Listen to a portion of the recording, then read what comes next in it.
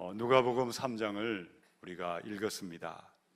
세례 요한이 등장을 했습니다. 그는 광야에 외치는 자의 소리였습니다. 주의 길을 준비하라. 주가 오실 그 길을 곧게 하고 바르게 하라. 그는 선포하고 그 다음에 그에게 나오는 자들마다 물로 세례를 베풀었습니다. 많은 사람들이 요한의 물 세례를 받았습니다. 자, 세례받은 그들, 그 다음에 어떤 일이 있었을까요? 요한이 이제는 너희가 세례받고 죄 사함을 받았으니 이제는 자유다. 이제는 마음대로 살아도 된다. 옛날 그 모습 그대로 살아도 아무 문제될 것이 없느니라. 요한이 그렇게 말했을까요? 그렇지 않습니다. 오늘 누가복음의 3장의 10절에서 14절을 보니까 너희는 물로 세례를 받았으니 어떻게 하라 그랬죠? 세례에 합당한 열매를 맺으라. 회개에 합당한 열매를 맺으라. 그들에게 권면했습니다. 우리 모두는 세례를 받으셨습니다. 여러분, 세례가 무엇일까요? 세례는 예수를 믿는 믿음의 첫 번째 문을 열고 들어서는 것입니다. 믿음의 초보자가 되었다는 뜻입니다. 믿음의 걸음마를 아기처럼 아장아장 걸어가는 삶을 이제 시작한 것이 세례받은 것입니다. 실제 당시에 요한의 세례를 받았던 많은 사람들을 한번 생각해 보시기 바랍니다. 그들은 다 세례를 받았어요. 근데 세례받은 모든 사람이 요한이 선포한 그대로 예수님을 영접하고 하나님 나라에 들어감을 얻은 것은 아니었다는 것입니다. 그 중에 어떤 사람들이 있었을까요? 말 그대로 어떤 사람들은 요한이 선포한 예수님을 영접하고 십자가와 부활의 예수님을 받아들이고 영생의 문으로 영광의 나라로 들어간 사람들이 있었습니다. 자, 그런데 그 정반대편에는 또 어떤 사람들이 있었을까요? 한때는 광야에 있던 요한에게 찾아와서 물로 세례를 받았습니다.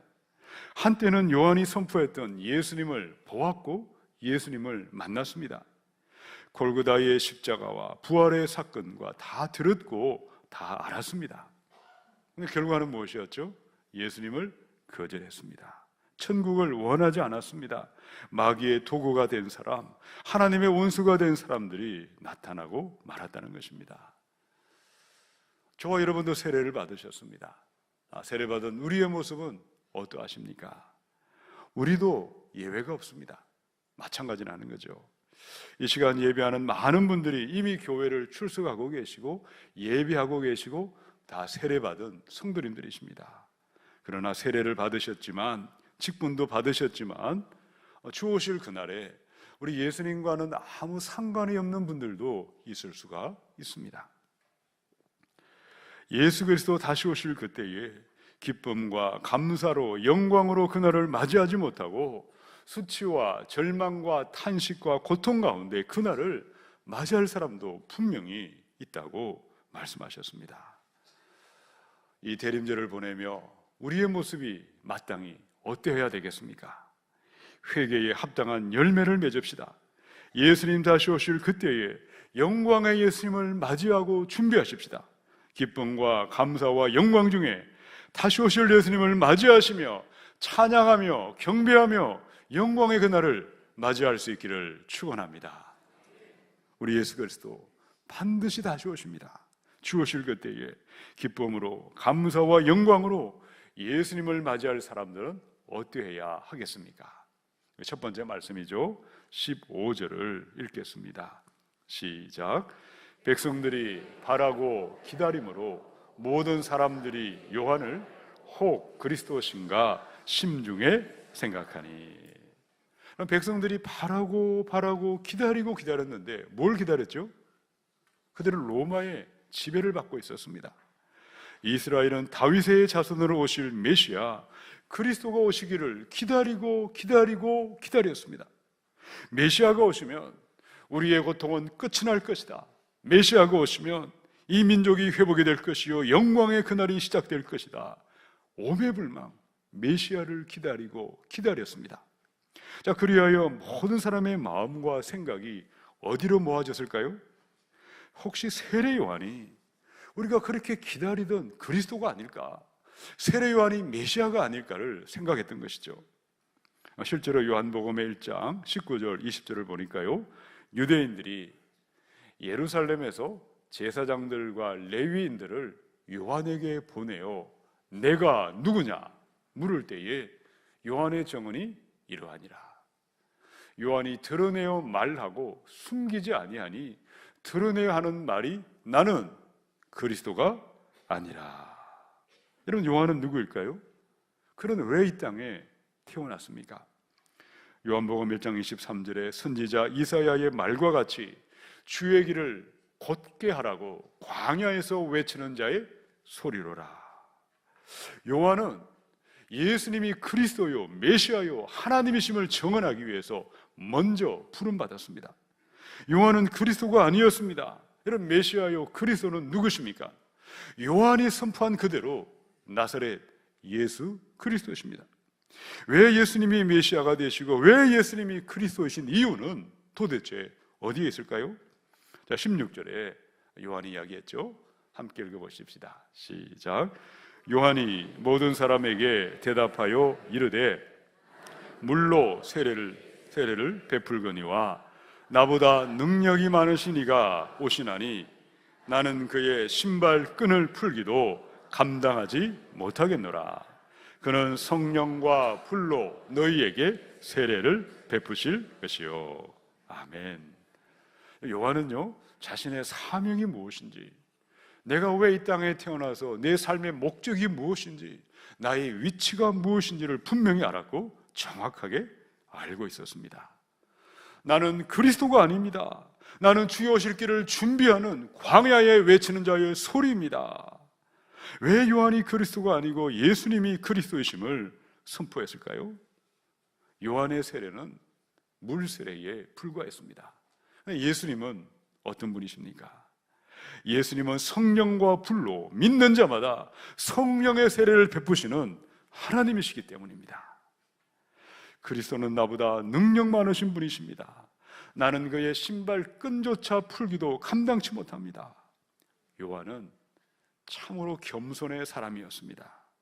여러분, 유대 사회에서 사람의 신발의 끈을 푸는 것은요, 노예들 가운데 가장 비천한 노예들이 하던 일이었다고 합니다. 그런데 그는 예수님의 신발 끈조차 풀기도 감당치 못하리라. 참으로 겸손의 사람이었습니다. 예수님은 흥하여야 하리라. 나는 쇠하여야 하리라. 세상에는 자신의 영광을 구하는 사람, 세상 영광 구하는 자들이 득실득실거리고 있습니다. 그런데 요한은 어땠을까요? 예수님만을 높였고 예수님의 영광만을 구하며 엎드렸던 겸손의 사람, 사명의 사람이요 성령의 사람이었습니다. 예수님이 오실 그리스도요 메시아이십니다. 성령과 불로 세례 베푸시는 하나님이십니다. 이 비밀을 요한이 어떻게 알았을까요? 누구한테 배웠을까요? 환상을 보았거나 꿈으로 계시를 받은 것일까? 정답은 요한복음 1장의 32절로 4절에 있습니다.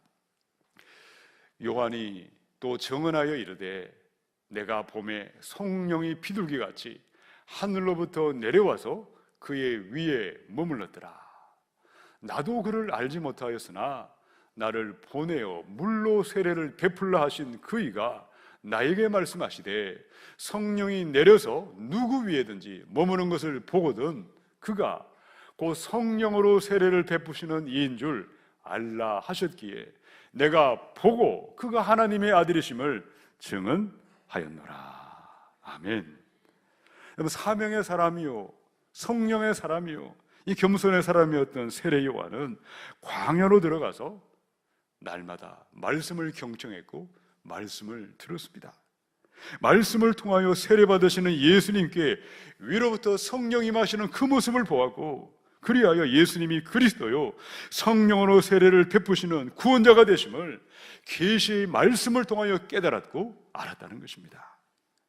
여러분에게 예수님은 누구십니까? 예수님은 어떤 분이십니까? 요한복음 15장의 26절에 내가 아버지께로부터 너희에게 보낼 보혜사 곧 아버지께로부터 나오시는 진리의 성령이 오실 때에 그가 나를 증언하실 것이요. 우리 예수님은 태초부터 계신 하나님이십니다. 아버지 하나님과 아들 예수님은 예수 그리스도를 영접하는 자마다 진리의 성령을 보내주십니다. 하나님 앞에 나의 죄인됨을 고백할 때에, 예수 그리스도를 나의 구원의 하나님으로 믿고 영접할 때에 누구든지 성령을 보내주십니다. 누구든지 죄사함의 은혜를 베풀어 주시고 거듭남의 은혜를 베풀어 주시고 성령을 선물로 주십니다. 이것이 바로 성령의 불세례입니다. 영국의 신학자인 부셔가 이런 말을 남겼습니다. 물세례를 받음으로 우리는 외적인 교회의 일원으로 들어갈 것이다. 그러나 성령의 세례로 말미암아 진정한 교회요, 내적인 교회의 일원으로 받아들여질 것이다.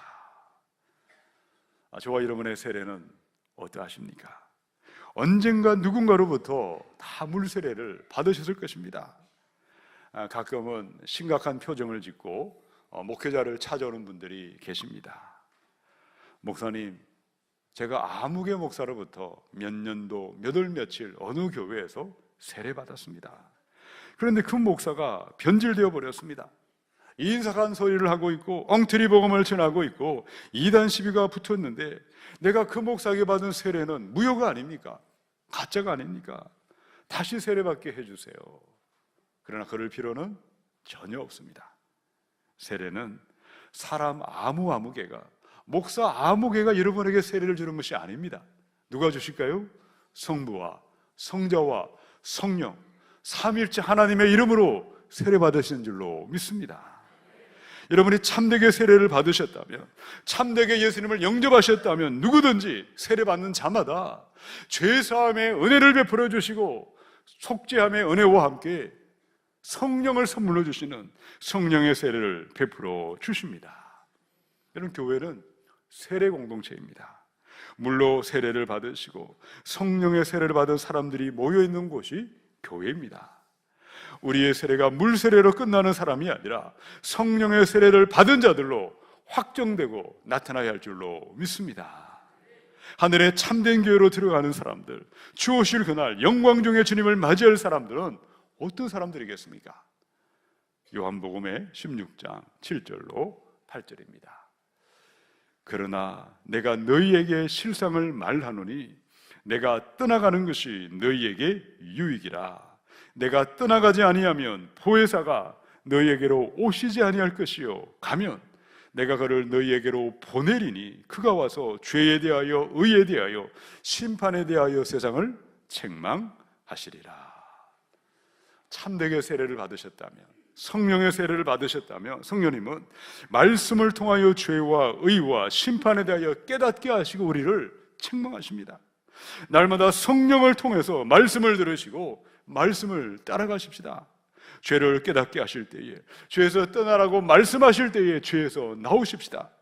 의의 길을 걸어가라고 말씀하실 때에 의의 길, 순종의 길로 걸어가십시다.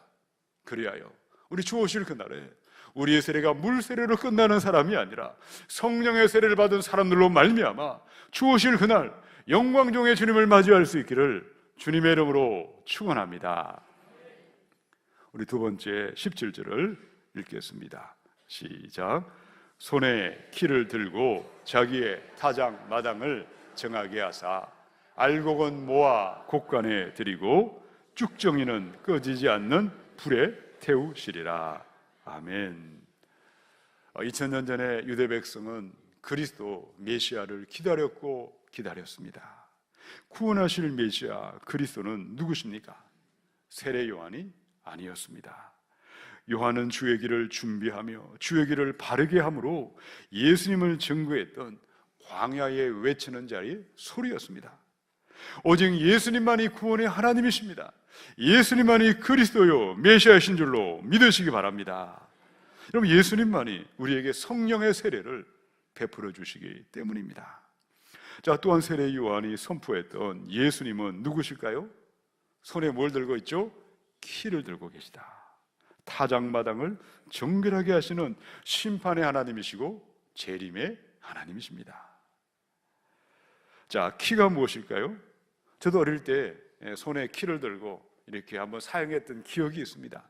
바로 추수를 하고 알곡과 쭉정이를 가릴 때에 겨라든지 티끌이라든지 쭉정이를 이렇게 키에서 키질을 하면 바람에 날려가게 되고 알곡과 곡식만 고스란히 남는 바로 그런 도구를 말합니다.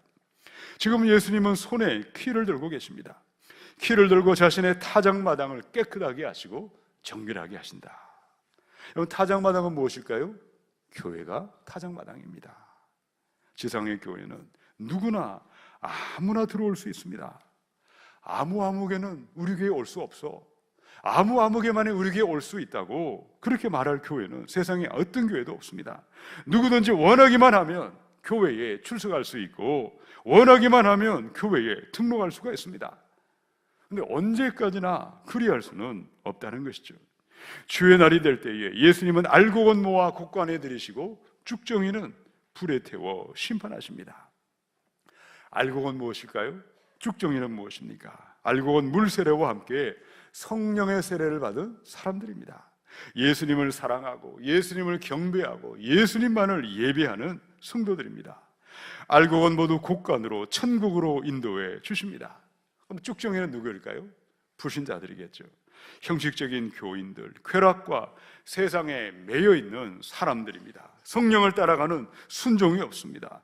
열매를 맺는 모습이 없습니다. 무엇을 보고 우리가 알곡인지 쭉정인지를 구별할 수 있겠습니까?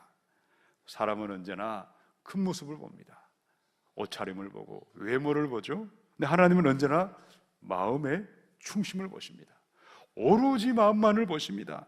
마음을 보시고 마음을 평가하시고 마음을 가지고 알곡과 쭉정이를 구별하는 것입니다. 저는 여러분이 알곡인지 쭉정인지 알 길이 없습니다. 구분할 수도 없고 평가할 수도 없습니다. 그러나 하나님은 모든 것을 알고 계십니다. 그 손에 키를 들고 계시기 때문입니다. 하나님이 평가하시고 하나님의 손에 들려있는 키는 무엇일까요? 우리 하나님께서 무엇을 가지고 알곡과 가라지를 구분하시겠다고 말씀하고 있으십니까? 우리 말라기에 나와 있는데요, 말라기 3장 16절 18절입니다. 그때에 여호와를 경외하는 자들이 피차에 말하며 여호와께서 그것을 분명히 들으시고 여호와를 경외하는 자와 그 이름을 존중히 여기는 자를 위하여 여호와 앞에 있는 기념책에 기록하셨느니라. 만군의 여호와가 이르노라. 나는 내가 정한 날에 그들을 나의 특별한 소유로 삼을 것이요 또 사람이 자기를 숨기는 아들을 아낀 같이 내가 그들을 아끼리니 그때에 너희가 돌아와서 의인과 악인을 분별하고 하나님을 숨기는 자와 숨기지 아니하는 자를 분별하리라. 또 말라기 4장 1절입니다. 만군의 여호와가 이르노라. 보라, 용광로 불같은 날이 이르리니 교만한 자와 악을 행하는 자는 다 지푸라기 같을 것이라. 그 이르는 날에 그들을 살라 그 뿌리와 가지를 남기지 아니할 것이로되. 알곡은 누구일까요? 알곡의 모습은 어떠하다고 말씀하셨습니까? 여호와를 경외하는 사람들입니다. 예수 이름을 존중히 여기는 사람들입니다. 하나님의 특별한 소유가 되어 있고 아들같이 아끼시는 사람들이 알곡입니다. 여러분, 그들의 삶은 어떠하겠습니까? 죄를 미워할 것입니다. 진심으로 죄와 싸울 것입니다. 거룩과 성결을 사모하고 발버둥 치는 것입니다. 말씀 생활, 기도 생활, 예배하기를 전심으로 기뻐하는 것입니다. 결코 형식적으로 예배하지 않을 것입니다. 사람들에게 보이기 위하여 일하지도 아니할 것입니다. 그들이야말로 주 오실 그날 영광의 예수님을 맞이할 줄로 믿습니다. 자, 그런데 애통하지만, 너무나 고통스럽지만 지상의 교회, 보이는 교회들마다 실로 비참한 사람들, 꺼지지 않는 심판의 불에 들어갈 쭉정이들도 있다고 말씀하셨습니다. 그들은 어떠하겠습니까?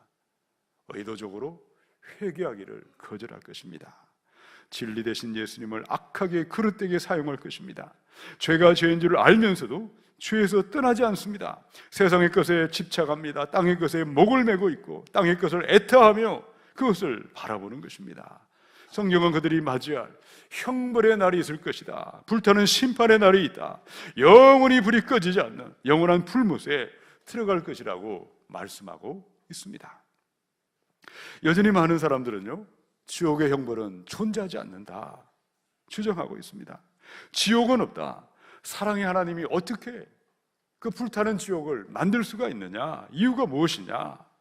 그러나 사랑의 하나님은 동시에 공의로우신 하나님이심을 기억하시기 바랍니다. 여러분 중에 누구도 목사님, 왜 평소에 천국에 대하여 지옥에 대하여 더 많이 더 자주 말씀하지 아니하셨습니까? 마지막 그날 그런 말을 하신 분들이 한 사람도 없으셔야 하겠습니다. 진실로 영생을 원하십니까? 진실로 알곡의 믿음 되기를 원하십니까? 지금 죄에서 나오십시다. 지금 죄에서 떠나십시다. 지체하지 마시고 지금 오늘 여기서부터 알곡의 믿음을 결단할 수 있기를 주님의 이름으로 축원합니다. 우리 세 번째 18절의 말씀을 함께 읽겠습니다. 시작. 또 그 밖에 여러 가지로 권하여 백성에게 좋은 소식을 전하였으나. 아멘. 공동번역에 보니까요, 그 밖에도 요한은 사람들에게 여러 가지로 권하면서 복음을 선포하였다. 세례요한은 백성들에게 타작마당에 쭉쭉이 같은 삶을 살지 말고 알곡 같은 믿음이 되라고 간곡하게 타일렀습니다. 그리하여 구원의 문으로 들어가며 영광 중에 나타나라고 그들을 말씀을 전했다는 것이죠. 18절에 보니까요, 여러 가지로 어떻게 했죠? 권하여. 이 권하다는 말이요, 파라칼톤. 이 파라칼톤이라는 말은요, 간곡히 부탁하였다. 진심 어린 마음을 가지고 간절하게 설득하고 설명하였다. 우리가 세례 요한을 떠올릴 때 어떤 이미지가 있습니까? 회개하라, 회개하라. 끊임없이 회개만을 선포했던 그런 선지자로 기억하는 분들이 있습니다. 독사의 자식들아, 누가 장차올 진노를 피하라고 하더냐? 요한의 말이죠. 그런 신랄하게 엄하게 책망의 말만 외쳐댄 사람이었다고 생각할 수가 있습니다. 그러나 18절에 의하면 요한은 참으로 사랑이 많은 지도자였습니다. 백성들의 위로자였고 권면의 사람이었다는 것이죠. 지금도 우리는 예수님을 우리 하나님으로 영접하고 다시 오심을 믿고 있고 기다리고 있습니다. 어떻게 이 믿음이 시작되었을까요? 누군가가 따스한 사랑과 위로와 권면의 말씀으로 예수님의 십자가의 복음을, 부활의 복음을 전해주었고 우리가 믿었기 때문이었습니다. 누구를 만나시든지 예수님은 나의 죄를 위하여 죽으시고 부활하신 하나님이십니다. 하늘 구름을 타시고 다시 오시는 역사의 심판주요 재림주로 다시 오십니다. 예수님의 복음을 따스한 사랑의 말과 위로와 권면의 말로 이 구원의 복된 소식을 만 백성에게 전하고 선포하십시다. 그들도 예수를 믿고 다 함께 천국의 영생으로 들어가는 것이 하나님의 뜻이요, 먼저 믿은 저와 여러분의 사명인 줄로 믿습니다. 자, 그런데 오늘 우리가 읽지는 않았지만 19절과 20절을 한번 보시기 바랍니다. 요한을 만났습니다. 세례 요한의 말씀을 듣고 들었습니다. 그럼에도 구원의 문이 아니라, 영생의 문이 아니라 지옥의 심판으로 추락한 왕이 있었습니다. 그는 누구였을까요? 헤롯 안티파스, 헤롯 안디바라고도 불렀습니다. 예수님이 탄생했을 때에 베들레헴에 있던 많은 아이들을 죽였던 헤롯 대왕의 친아들이었습니다. 그런 좋은 소식을, 복된 소식을 들었지만 거절했습니다. 알았지만 영접하지 아니했고 오히려 미워하고 싫어했다는 것이죠. 요한복음의 3장의 16절, 18절까지 하나님이 세상을 이처럼 사랑하사 독생자를 주셨으니 이는 그를 믿는 자마다 멸망하지 않고 영생을 얻게 하려 하심이라. 하나님이 그 아들을 세상에 보내신 것은 세상을 심판하려 하심이 아니요 그로 말미암아 세상이 구원을 받게 하려 하심이라. 그를 믿는 자는 심판을 받지 아니하는 것이요 믿지 아니하는 자는 하나님의 독생자의 이름을 믿지 아니함으로 벌써 심판을 받은 것이니라. 믿지 아니하는 사람들이 있죠. 받아들이지 않는 사람, 영접하지 않는 사람들은 이미 심판을 받았어요. 지옥의 형벌은 예정되어 있고 피할 길이 없습니다. 그러나 예수 그리스도를 믿고 받아들인 사람들, 영접하는 사람들마다 멸망치 아니하고 영생을 얻게 하실 줄로 믿습니다. 그런데 여기서 우리가 너무나 잘 아는 말씀이죠. 우리가 주일학기 때부터 얼마나 많이 들었습니까? 우리가 반드시 기억할 것이 무엇입니까? 믿는 자마다 영생을 얻으리라. 그 믿음이 뭘까요? 이 피스티온, 이 믿음의 시제는 현재 분사형입니다. 내가 예수 믿었을 때 그때 믿고 지금은 내 뜻대로 사는 것이 아닙니다. 지속적으로 믿는 것입니다. 계속해서 믿는 것입니다. 어제도 오늘도 내일도 날마다 매일매일 순간순간 주를 믿고 신뢰하며 의지하며 나아가는 그것이야말로 주를 믿는 구원의 믿음인 줄로 믿습니다. 이 대림절을 보내며 다시 오실 예수님을 기다리는 우리의 믿음의 모습은 어떠하십니까? 일시적인 믿음, 충동적인 믿음, 현세적인 믿음, 기복적인 믿음은 없으십니까? 지속적인 믿음, 살아있는 믿음, 행함이 있는 참된 믿음의 길을 걸어가셔서 주 오실 그날을 영광 중에 맞이해야 할 줄로 믿습니다. 마태복음에 보니까요 28장 16절로 7절에 11 제자가 갈릴리에 가서 예수께서 지시하신 산에 이르러 예수를 배웠고 경배하나 아직도 의심하는 사람들이 있더라. 참 재미있는 말씀입니다. 그들은 십자가를 보았습니다. 예수님은 부활하시고 40일 동안 함께 계셨거든요. 예수님과 함께 있으면서 예수님의 부활을 보았음에도 불구하고 성찬하실 직전에 그 말씀이었어요. 하늘로 성찬하실 때 그 현장에 있었음에도 불구하고 믿지 않는 자들이 있었습니까? 없었습니까? 있었더라. 사도행전에도 비슷한 말씀이 있죠. 1장 4절로 5절에 보니까 사도와 함께 모이사 그들에게 분부하여 이르시되 예루살렘을 떠나지 말고 내게서 들은 바 아버지께서 약속하신 것을 기다리라. 요한은 물로 세례를 베풀었으나 너희는 몇 날이 못되어 성령으로 세례를 받으리라. 예수님이 성천하실 때에 성경에 보면요 500여 형제에게 일시에 나타나셨다고 말씀했습니다. 성령을 기다리며 예루살렘을 떠나지 말고 함께 모여 기도하라고 그 말씀을 하셨죠. 예수님이 친히 말씀하셨습니다. 자, 그럼에도 함께 모여 기도했던 사람들, 약속하신 성령을 받은 사람들은 몇 명이었죠? 성경에 보면 120명이었어요.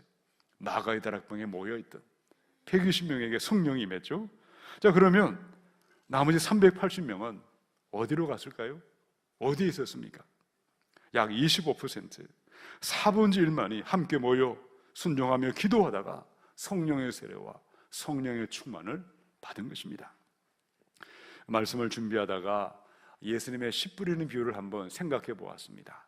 씨 뿌리는 자가 씨를 뿌리러 나가서 씨를 뿌릴 때에 어떤 씨는 길가밭에, 어떤 씨는 돌짝밭에, 어떤 씨는 가시떨기밭에, 어떤 씨는 옥토밭에 떨어졌습니다. 그러면 30배와 60배와 100배의 풍성한 열매를 맺은 밭은 어떤 밭이었죠? 옥토밭이었습니다. 근데 수학적으로 계산해 보니까 4분의 1이더라고요. 25%. 정확하게 4분의 1만이 풍성하게 열매를 맺었던 것이죠. 다시 오실 예수님을 기다리고 있는 우리의 믿음은 어떠하십니까? 착하고 좋은 마음을 가지고 말씀을 받으십시다. 기도의 삶에 날마다 순종하셔서 살아있는 믿음으로, 바른 믿음으로 주 오심을 맞이하는 바로 그들의 편에 우리가 서야 할 줄로 믿습니다.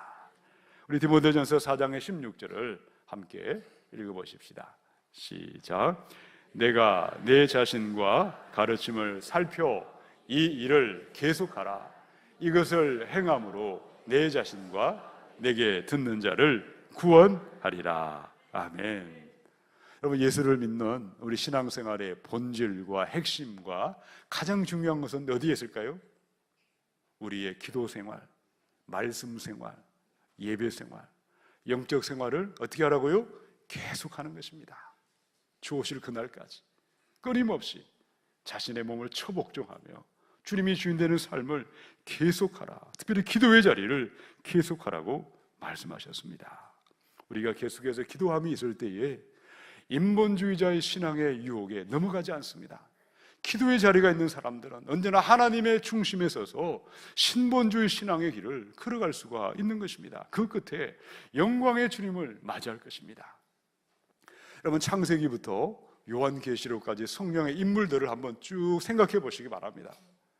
처음부터 끝까지 하나님 중심의 믿음과 사람 중심의 인본주의 믿음에 하늘과 땅의 차이를 보인 사람들을 얼마나 많이 기록하고 있는지 모릅니다. 가인도 제사를 드렸고 아벨도 제사를 드렸지만 가인의 제사는 하나님이 연락하지 아니하셨어요.